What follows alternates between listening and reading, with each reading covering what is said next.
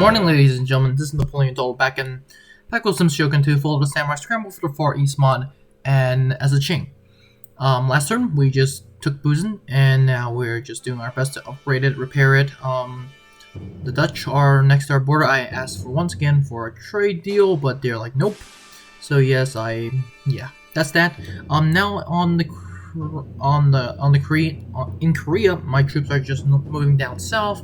We're now gonna be taking North Gangwon. Once again, I pronounce my I'm gonna apologize ahead of time for my pronunciation, but yes, our troops are just moving down south, and there's really nothing the Joseon Kingdom can do about it. So I decided to end the turn and see what the Koreans do or my enemies do, which is only Korea at this point. But there is the Hiroshima, which is right next to us in terms of Japan, and they were allies with the Satso. And now since that they have been destroyed, I decided, you know what, screw it, we're gonna destroy them, but not before I wait for my troops to replenish in Busan. The Hiroshima finally come out with a fleet. And because it's only one ship, I decided, you know what, let's engage it. Before the main fleet meets up, so yes, you can see here, my troops are still moving into position. There's nothing this guy can do, Saldo. So we're just gonna keep moving down south, and yes, there are troops here, here, and here. But I'm gonna see what I can do.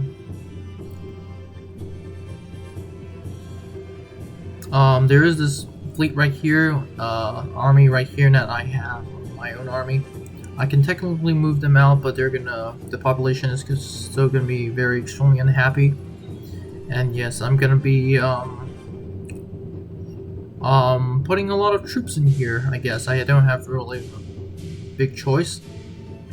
Just gonna find these order white banner down infantry, and these guys are literally cheap as heck. Not to upkeep, but because of upkeep. I'm gonna send my least valuable units in here. I'm gonna send the rest through this strait and hope for the best. However, this fleet is gonna be a problem, so I decided, you know what, we're gonna engage this fleet, which is gonna happen right now. It says that balance of powers is heavily against us, but I don't care. I'm gonna assault. For one-off, I found out in the battle that my ship, which is what you see right here, this junk, the ship type, not actual junk. It is kind of junk if you compare it to modern warships, but this is the name of the ship, called a junk, and it is pretty small. These junks are literally for rivers and not for the open ocean, so that's gonna be a problem. Once again, 2 masted and pretty much wooden. So yes, that's gonna be a problem if the enemy uses fire, which they are. Yeah, our enemy is a fire a fire ship, basically. Not in the way that you think it is. But our ship is pretty much made out of wood, like the enemies. And now that we've gotten to our enemies, let's look at our enemies. The enemy ship is gonna be a wooden ship once again. But instead of it's a fire ship in the sense that they're going to be throwing fire projectiles, explosive projectiles. Not the ship is going to be set on fire and then just going to be rammed towards us. Not in that sense. But the enemy crew is basically made up this light ship. Really reminds me of the Imjin War. Yes. Very nice graphics. I'm pretty sure the development team took this ship from regular Shogun 2 and just copied and pasted it, which is, by the way, not a bad idea. Although I am wondering if... Actually, no, I'm not wondering anymore. It's a very nice job, just saying. Now finally, two ships are engaging. You can see in the distance that enemy is throwing explosive devices on our ships. And we're just quickly having my bowmen on my ship return fire.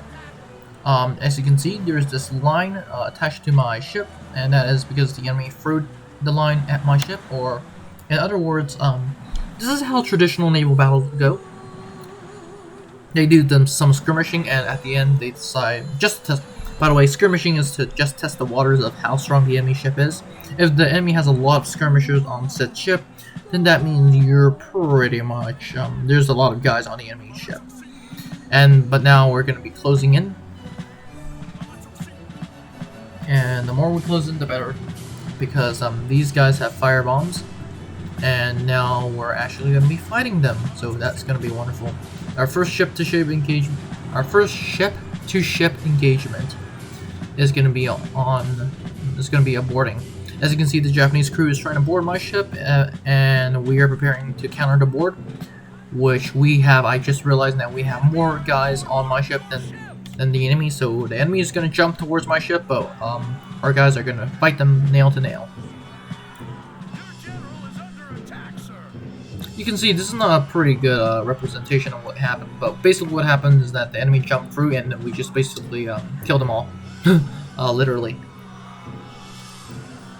And yeah, at this point the enemy detaches its line and the survivors are just trying to return. The bloodbath, which is pretty insane. Anyway, we've captured the ship to make it better for our situation. Not that this ship will be useful, but I'm just gonna try to return to port. This fleet is gonna be holding the crossing. The Dutch, they still can't trade with me, so that's gonna be a problem. And we're gonna end the turn, see what the heck happens.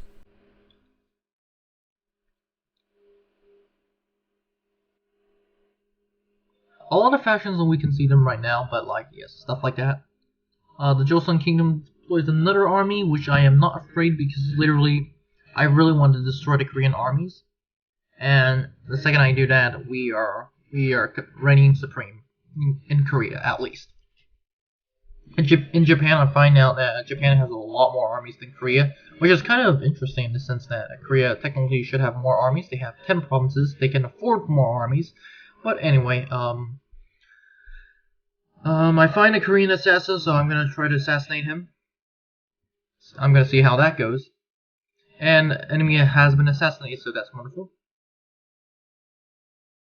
We're gonna continue the siege because I want the enemy army to engage me, so we can decide battle. And because most of my army led by Vong, who is besieging the fortress, is made up of horses, so it's gonna be a hard time for us. Here, the enemy fleet, which is made up of a lot of ships, I'm just gonna retreat, and yes, I'm just gonna try to repair, but for some reason they couldn't be repaired, probably because I don't have the income. And yes, you can see we are at war with literally a lot of provinces right next to us.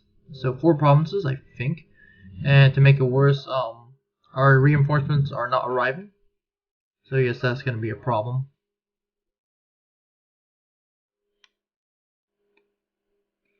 We're gonna end the turn and see what happens.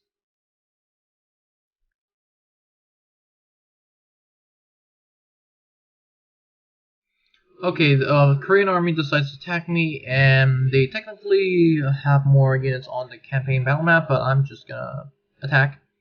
Well, I'm gonna defend technically, but there is no way I'm actually gonna defend because I'm gonna be attacking them. They have 2 Korean armies, but as for my army, it's mostly made up these white border Dao swordsmen, and behind them I literally have the massive cavalry swarm of literally Manchu lancers. I'm sorry, Manchu archers, and that's it. A pretty generic army, well, pretty simple army. A massive blob of infantry in the front. I literally have no to 0 archers.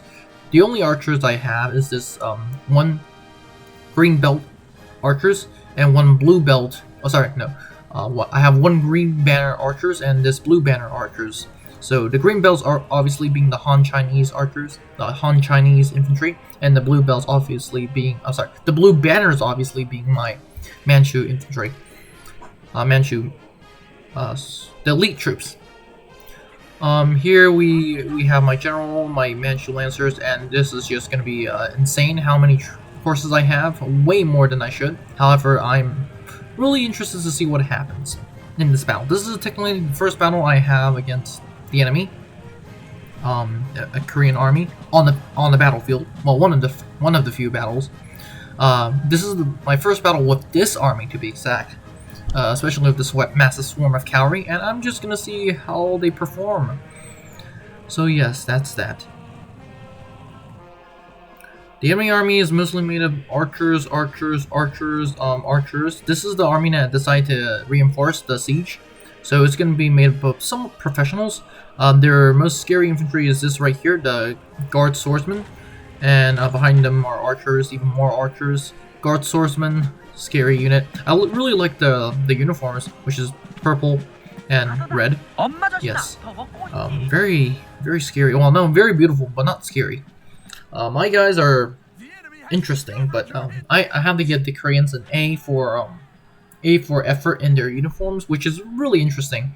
But once again, if uniforms only matter during warfare, huh?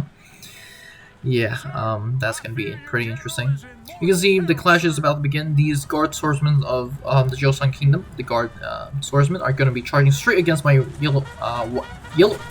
white border banner swordsmen, and we're gonna have a kind of an easy time against these guys, which is pretty sad because these guys are the guard swordsmen are one of the most elite Korean units that the Koreans have.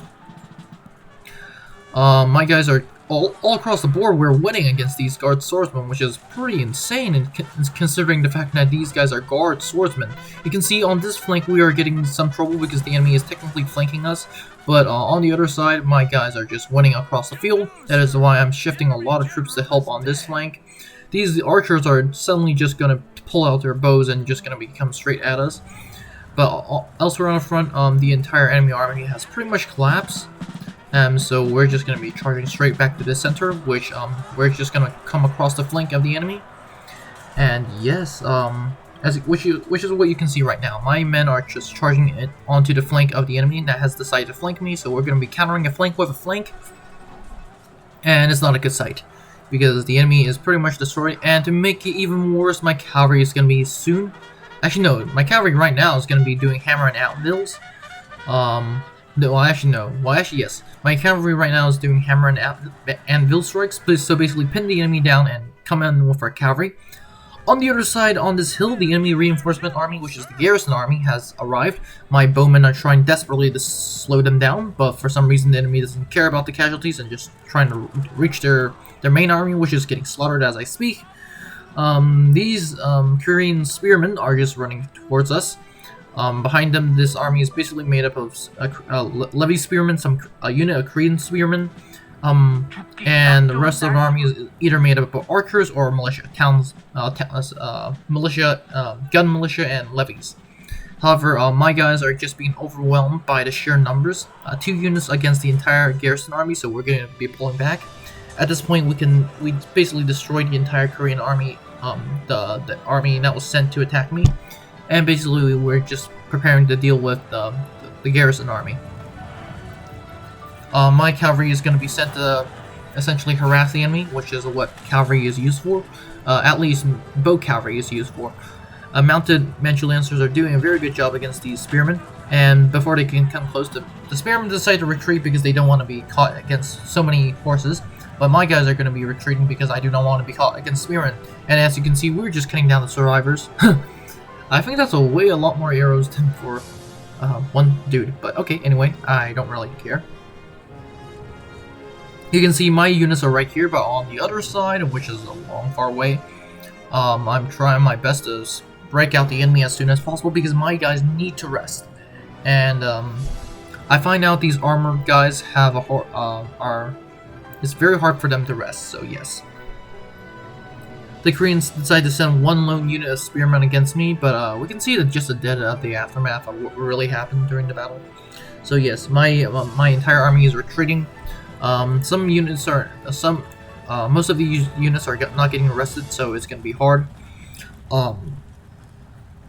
Yes, some units are down to less than 100 men, which is no surprise. So it's gonna be a problem. But yes, this is a very interesting battle at this point. Basically, I annihilated 1 army, and now we have to deal with the Garrison Army. By the way, none of which are larger than my actual army. Just saying. But yes, you can see here my general is trying to retreat after literally hammering and anviling the poor levy spearmen that came too close. As you can see here, my Manchu bowmen are moving up. And because the enemy sent 1 unit of levy infantry, we're going to open fire with all our bows against this 1 poor unit, while the rest of the Korean army just charges straight for my main army, which is kind of stupid, because all my main army needs to do is to hold while this cavalry destroys this 1 poor infantry, and now after that we just literally come across the flank and then surround and kill them. So yes. At this point, I think the battle's already pretty much over. As a matter of fact, I think the battle's over before it's even started. But anyway, we're just going to continue hampering these Korean levies with archer fire from my horses. So yes. And you can see now my not a lot of archer fire is coming in, and the reason why is simple.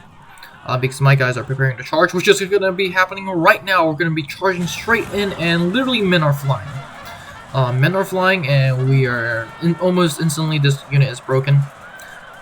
What unit is not broken is being cut down extremely fast. These Manchu bowmen are mounted Manchu archers, are very good in melee too, to my surprise. So that's going to be very useful. We're going to be chasing them down, but on the center, my guys are opening fire with my archers. My main army is opening fire on the enemy. The enemy pretty much has no archers. Well, actually, they have only 1 unit of archers left, but the rest of the army is made of these gun levy infantry, which is not useful when dealing with rough terrain. These guys are getting chipped down as they try to cross this ridge, cross this hill. And the enemy is trying to return fire with their archers, but my cavalry is going to be coming and hitting them from the back. Eventually, I decided to use fire arrows to scare the enemy out, and to make it even worse, my sword units, after they've rested, are gonna be coming straight forward. And we're just preparing to charge. The enemy archers are firing continually at us. For Korea, for some reason, I think their archers are very devastating, but everything else pretty much sucks. So if I ever play Korea, I'll deploy a lot of archers. But not that matters, because not that it really matters in this situation, because my cavalry is just destroying the enemy archers, and now we're just essentially routing the enemy by having my cavalry charge in the backs of these militia. And at this point, the entire enemy army routes, and we're just trying to kill as many as we can. There is some friendly fire, so that is why I'm gonna have my archers stop. But at this point, I'm just gonna chase down the Korean army. Out of the deployment of, okay, they actually have more troops than I did, but we technically destroyed their entire army. 2 armies to be exact, but 1 army if you want to really count the numbers. So yes, not a good sight for the Koreans. The Garrison Army has not only been defeated, but pretty much destroyed. And the army that was sent to reinforce that garrison was also destroyed, so that's a bad sight. My agent has spotted a few more armies, but at this point it doesn't matter, because I'm going to auto-resolve the battle. And we're going to auto-resolve. We're actually going to continue siege for now, because I have other... I can technically move this unit out. And, yeah, because I captured a mortar in the last battle, so that's wonderful. Not that the enemy mortars were in control, but I'm just going to assault. And we're going to destroy the enemy, essentially. We've taken no losses, and we've upgraded Vaughn, who is my general commanding this army. We're going to peacefully occupy, and we, our empire gains honor, I guess. Yes, our other army, which is led by Zhao, is going to come in and support. Not that this army needs any support, but just in case. And what you see me doing here is the fact that I'm literally afraid that the enemy will... Oops. The enemy will literally attack this army, because the enemy still has technically an army outside, but and if it attacks, I'm moving my mortars out, because if the enemy attacks my mortars in the castle, the mortars will disappear, so that's gonna be a problem. This army is getting replenishment, and I can't exempt the province from taxes because of people being unhappy. I can exempt this Nagato from taxes, but I decided to move my army out, and they're like, nope, we do not want to be moving our army out. And the reason why I'm moving the army out is because I'm going to be attacking Seoul. And what unit do I not need? The unit I do not need is probably this Matchlock. So we're going to put this unit in, and we're going to, yes. Our fleet is being blockaded by the Hiroshima, but I can't really do anything about that. Our fleet is only one ship, 2 ships, but it's pretty much destroyed. This army is coming to reinforce, but if the enemy attacks me, which there's a high chance, it's not going to reach us in time. Not at all. Did the Koreans attack? Nope, they retreat. Oh, that was pretty uneventful. They retreat. Yeah, so not that it really matters in the sense that I'm just still gonna destroy them anyway. But yes, what's going on right now? Our assassin has been discovered consular court. Do I really need that? There's no. Okay, our modernization level isn't going up, so we need to do something. I'm gonna upgrade Vaughn to attacker and American businessman because I need what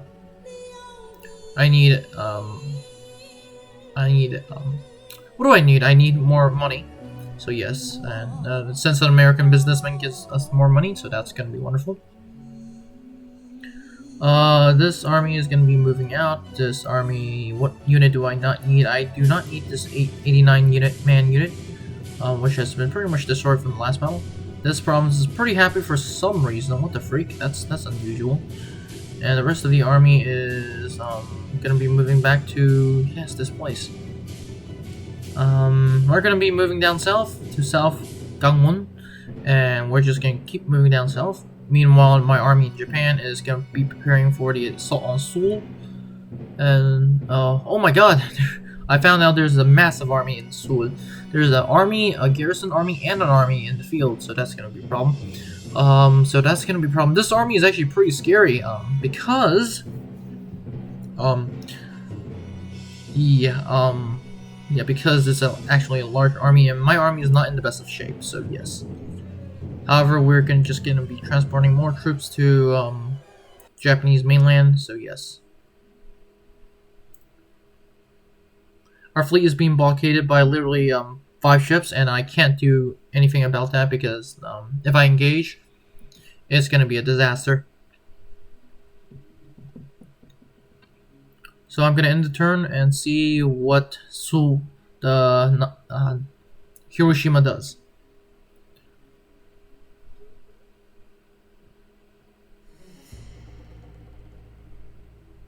Okay, great. The Tagashima joined their fleet, so that means my blockade is gonna be even more harsh. The garrison does not come out, which is wonderful. They do have a lot of these Dutch Doctrine Line infantry and some artillery. 3 units of artillery, a lot of Dutch Doctrine Line infantry, but those are mostly guns, so that's gonna be somewhat easy for us. Our guys are gonna be mostly these white banner border units. So yes, and some yellow banner border units, so that's gonna help. Not really in terms of shooting, but we have to grab them literally by the belt, if you know who said that quote. And we're gonna grab them by the belt and we're gonna kill them. Because that is our only way to survive. Yes. We're gonna use that ridge that we saw against the enemy, but the enemy has a counter to that, which I will talk about later. This is the enemy Tepu Samurai, which is basically Portuguese trained samurai, I guess. This Dutch Doctrine Line infantry is, as the name says, is trained by the Dutch, and these guys are actually professional troops, actually line infantry. So that is pretty scary because that means the Japanese, like us, are modernizing, so that's going to be a problem. We have to modernize even quicker. This bow samurai is pretty much very scary, and that is because I do not have an answer for these, and these guys will be doing a lot of damage, which is something that you can see right now. The bow samurai is opening fire on my position, and I don't have an answer for that. That's the problem. I don't have cavalry, and even if I did, it's going to be shot apart by the Dutch Doctrine Line infantry, and the only way I can counter this is literally to charge. So yes, that's going to be a problem. As these guys fire away, we are actually looking at the aftermath, which is pretty devastating. Most of my guys are falling to arrows, and although I was literally thinking this armor would protect them. In this case, it doesn't. The bows are very terrifying. So eventually, I decided, you know what? Might as well we just charge straight at the enemy and then get shot. So that is what we are preparing to do. We are preparing to attack, and which is gonna happen right now. I think so. Yes, our guys are moving forwards, and yes. As you can see, the Dutch Doctrine Line infantry is moving up very slowly, which is working to the Japanese advantage. But the second they come into melee, it's hopeless, the situation for them. The enemy are using fire arrows now, but I don't really care. I'm just charging straight towards the Dutch infantry. And I literally run into them, but thankfully for me, my other units are just trying to get into melee as soon as possible. The second I cross over the ridge, I have my men start running like freaks, and the enemy does get a few volleys off, but nothing massive. The enemy is panicking themselves, and for some reason my guys also catch this unit in melee, so that's wonderful. All across the board, my guys are just charging straight from this hill, and the enemy deploy their actual samurai, katana samurai. And we're gonna have a battle between Katana Samurai Dutch Line Infantry against my Yellow Banner Infantry. And my Yellow Banners are no joke. These guys are, in terms of the banners, the Yellow Border Banners and the Yellow Banners and White Banners are the most elite banners, historically.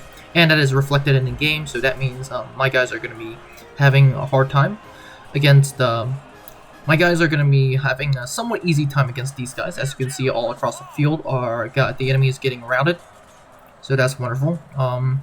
The bow samurai, after firing so much of their ammunition, is starting to take losses, but my guys are trying to kill them as quick as possible. I found out that these bow samurai are actually not that bad in melee, but however, because my guys are somewhat better than them, we're gonna win. So yes, that's that. We have technically won the battle, but at a very high cost. The first battle against an actual enemy army, actual Japanese army, we've done quite terribly, which means that now I really do have to reconsider my position. As you can see, we've lost 700. We've only deployed 2,400, which makes the situation even worse. Technically, what it means is that we lost a quarter of our army, more than a quarter of my army. We destroyed the enemy army, but at this point it doesn't really matter because the enemy army can easily regroup. We only have 2 provinces in Japan and the enemy has 4, and all of them are mainland provinces, so they don't have to deal with the issues of public order, so that makes my situation even worse. That means I have 2 options: retreat or continue the attack, which is literally close to impossible because this fortress is pretty much heavily held. I'm gonna surround this fortress, and because the enemy has so many troops in it, I can't really do anything except for siege and hope for the best as I try to drill more troops. What troops can I get? I need more troops, so that is why I'm getting these 1 unit upkeep border levies. I have a lot of troops stationed here, but I really can't get them away. I can only move 1 unit at a time, and that's because of public order. Not to mention, this fleet is also blockading my port, so that doesn't make the situation even better. That makes the situation even worse for me. And what reinforcements I do have is a long place away. It's moving across the ocean. The Takashima, I really want a peace, and they're probably going to reject. Nope. They're going to reject. And Hiroshima, I request a peace, and they were like, we will come to a settlement. And then after that, I decide, you know what's great? Oh, we're just gonna end this Hiroshima. This fleet of bring 3 units, which is at this point every unit counts during the siege, is gonna be helpful, but it's not gonna arrive in time. This army, which is pretty much going so well, I am starting to get a little bit afraid of what the Koreans have in store for me because their main army has been destroyed, but because they have so many provinces, they can easily raise another army. And I do not want this Korea to be a Spain, if for those that know the Napoleonic War reference. I do not want this to be Spain.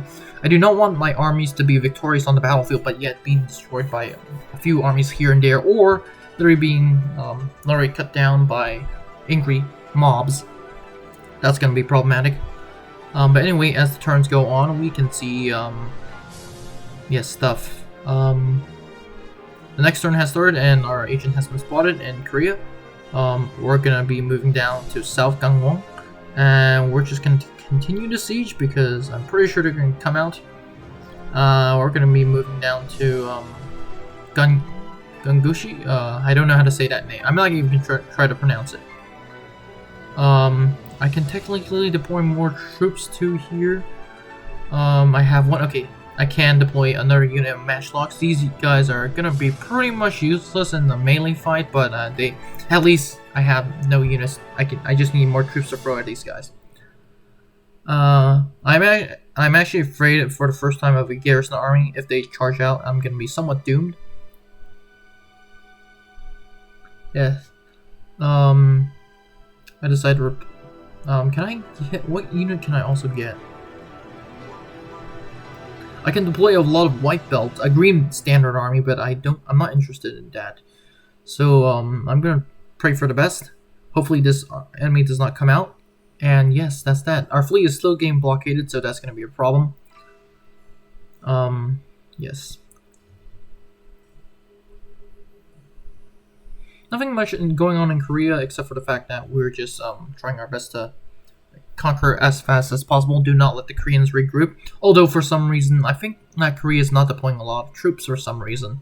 However, I'm not complaining. For those that are interested, one of the traits of Korea, not that traits matter, in this mod, it says that Korea is a peaceful nation, and whoa, okay, that's an army, and for some reason that does mean that they're not going to be deploying a massive army. Anyway, that's it for this episode. Have a great day, and I'll see you in the next one. Now, before you leave, I would like to thank you very much for watching this video. I would be honored if you could like and subscribe to the channel. Remember, more videos are coming out, so it is a good idea to click on that notification button. Anyways, have a great day, and I'll see you in the next one.